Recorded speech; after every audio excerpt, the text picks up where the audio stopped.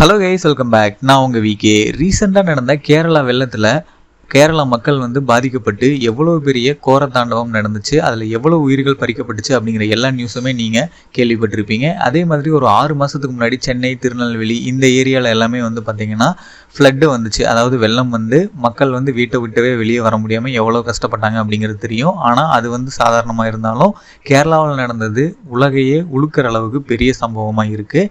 இந்த மாதிரி சமயத்தில் மாநில அரசு மத்திய அரசுக்கிட்ட நிதி கோருவாங்க. இந்த மாதிரி வெள்ள நிவாரண நிதி, இந்த மாதிரி எமர்ஜென்சிக்கு நிதி கோருவாங்க. ஆனால் மத்திய அரசுக்கிட்ட இருந்து அதுக்கான நிதி போதுமான அளவு வந்திருக்காது அப்படின்னு சொல்லி நியூஸ் எல்லாமே வந்திருக்கும். இதை கேள்விப்பட்டிருப்பீங்க. இது தமிழகத்துலேயும் நடந்துச்சு, கேரளாலையும் இப்போ நடந்துட்டு இருக்கு. எவ்வளவு நிதி கேட்டாங்களோ அந்த அளவுக்கு வரல அப்படிங்கிற மாதிரி நியூஸ் வந்திருக்கும். இதுக்கு என்ன ரீசன் அப்படிங்கிறத இப்போ பார்ப்போம்.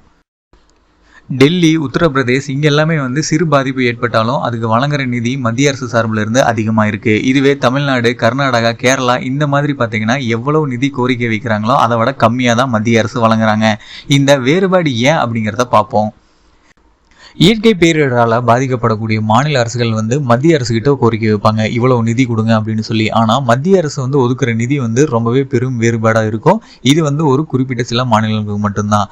இது ஏன் அப்படி டிஃப்ரெண்ட் ஆகுது அப்படிங்கிறத பார்த்தோம்னா, பேரிடர் நிவாரண நிதி அப்படிங்கிறது நிதிக்குழுவோட பரிந்துரைகள் அடிப்படையில் உடனடியாக மேற்கொள்ளப்பட வேண்டிய நிவாரண பணிகளுக்கு மட்டும்தான் வழங்கப்படுது. எமர்ஜென்சியாக இந்த மாநிலத்தில் இந்த ஒரு பிரச்சனை அப்படிங்கிற சமயத்தில் மட்டும்தான் கொடுப்பாங்க.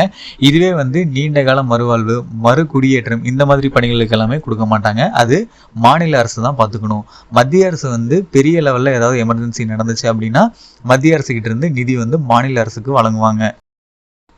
இந்த நிதி தொடர்பான வழிகாட்டு நெறிமுறைகள், விதிமுறைகள் இது எல்லாமே மத்திய உள்துறை அமைச்சகத்தோட இணையதளத்தில் ஆல்ரெடி ஃபிக்ஸ் பண்ணியிருப்பாங்க. பட்ஜெட் ஒதுக்கும் போதே, பட்ஜெட் பிளான் பண்ணும் போதே.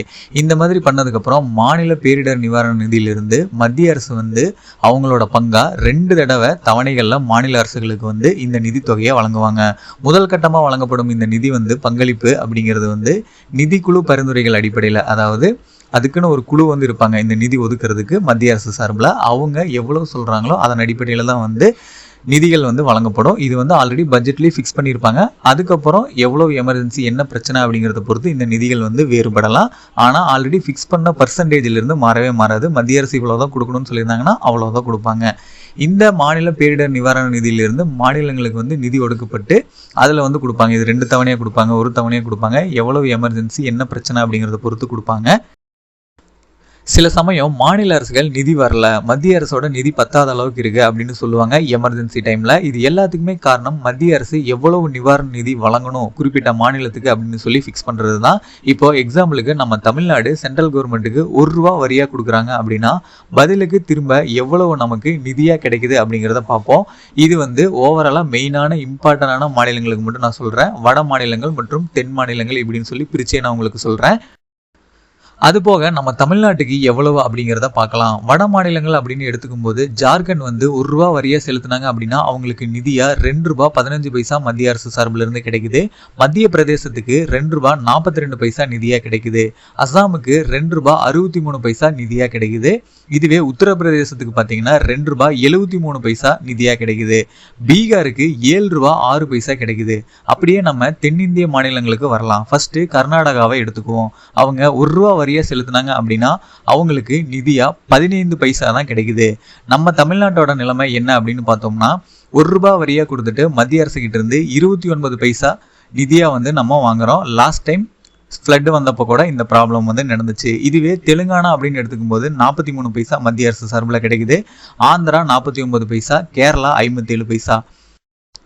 கட்டுற வரி ₹1, ஆனால் கிடைக்கக்கூடிய நிதி ₹1 விட கம்மியாக தான் இருக்குது. இதுவே வட மாநிலங்களில் கட்டக்கூடிய வரி ₹1, ஆனால் கிடைக்கக்கூடிய நிதி அப்படின்னு பார்த்தீங்கன்னா ₹1 மேலே தான் கிடைக்குது. இதனால தான் ஒரு சில மாநிலங்களில் நிதி பற்றாக்குறை அப்படின்னு சொல்லி ஒரு சில ப்ராப்ளம்ஸ் எல்லாமே நடக்குது. இது எல்லாத்தையுமே நீங்கள் நியூஸ்லேயே பார்த்துருப்பீங்க.